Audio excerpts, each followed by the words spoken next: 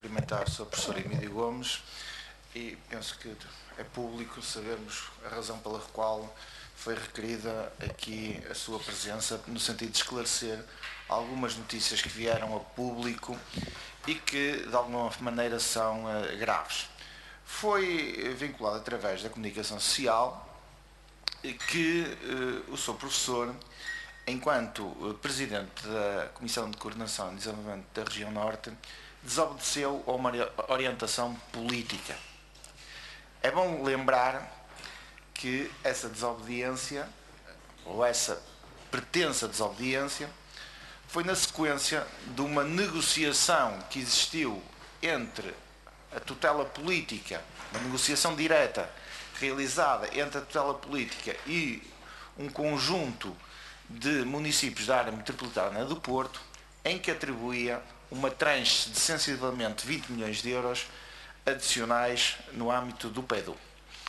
E, portanto, a minha primeira questão é que tipo de desobediência e se existiu, efetivamente, algum tipo de desobediência a uma orientação política. Sabemos que a gestão dos fundos comunitários é feita por uma autoridade de gestão que tem subjacente uma determinada autonomia e, portanto, também gostaria de lhe fazer a questão se, no seu entendimento, aquilo que lhe foi pedido constitui ou não uma violação grave dos princípios de gestão dos fundos comunitários. Ou seja, há regras, há princípios na gestão.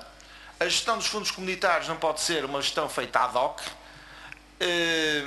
Aqui não está nenhuma crítica aos Presidentes de Câmara que fizeram essa negociação direta com a tutela política. Obviamente, os Presidentes de Câmara, cabe-lhes a eles defender os interesses dos seus municípios e, portanto, se havia a possibilidade de eles terem uma tranche adicional, obviamente que eles aproveitaram essa eventual oportunidade, mas, efetivamente, o que me parece, visto de fora, desconhecendo o processo, é que o Governo queria simular um aviso de fundos comunitários, ou seja, queria lançar um aviso e que, à partida, já se sabia qual era o resultado desse aviso, que era a atribuição de X milhões de euros ao Porto, X milhões de euros a Gaia, X milhões de euros a Matosinhos e assim sucessivamente. Ou seja, fazendo uma gestão casuística, na maioria das situações política, porque, como eu já tive a oportunidade de dizer,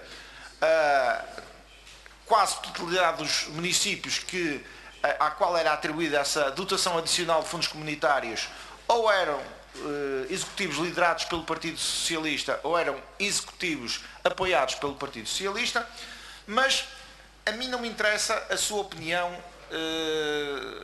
enquanto esta componente política. Interessa-me a sua opinião enquanto técnico. E nessa sua opinião enquanto técnico, acha que aquilo que o Governo estava a pretender fazer, e se lhe pediu, o que é que lhe pediu, se era legítimo ou não, se punha-se até em determinadas circunstâncias a sua legalidade em termos de gestão de fundos comunitários, porque efetivamente estamos aqui na presença de uma, no meu entender, uma violação gravíssima dos princípios de gestão dos fundos comunitários e que não pode deixar de ser denunciada essa tentativa do Governo de centralizar e fazer essa gestão casuística de fundos comunitários. E, portanto, gostaria que nos transmitisse essa sua essa visão do que é que se passou. Tem a oportunidade de nos dizer se essa acusação grave que lhe foi feita tem alguma dose de realidade ou não, porque, efetivamente, no meu entender, também seria gravíssimo que o Sr. Professor, enquanto Presidente da CCDRN, desobedecesse a uma orientação política que fosse legítima e que fosse normal. E, portanto, o Sr. Professor, para a bem da verdade e a bem de esclarecer todos os agentes políticos e económicos da nossa região, da região Norte, gostaria que nos esclarecesse isso, porque efetivamente o Partido Social Democrata vai ficar muito atento à gestão que vai ser feita ao nível da CCDRN, porque no passado eu discordei muitas vezes da gestão efetuada pelo seu professor, mas reconheço-lhe que sempre teve uma atitude independente para com todos os agentes e para com todos os municípios.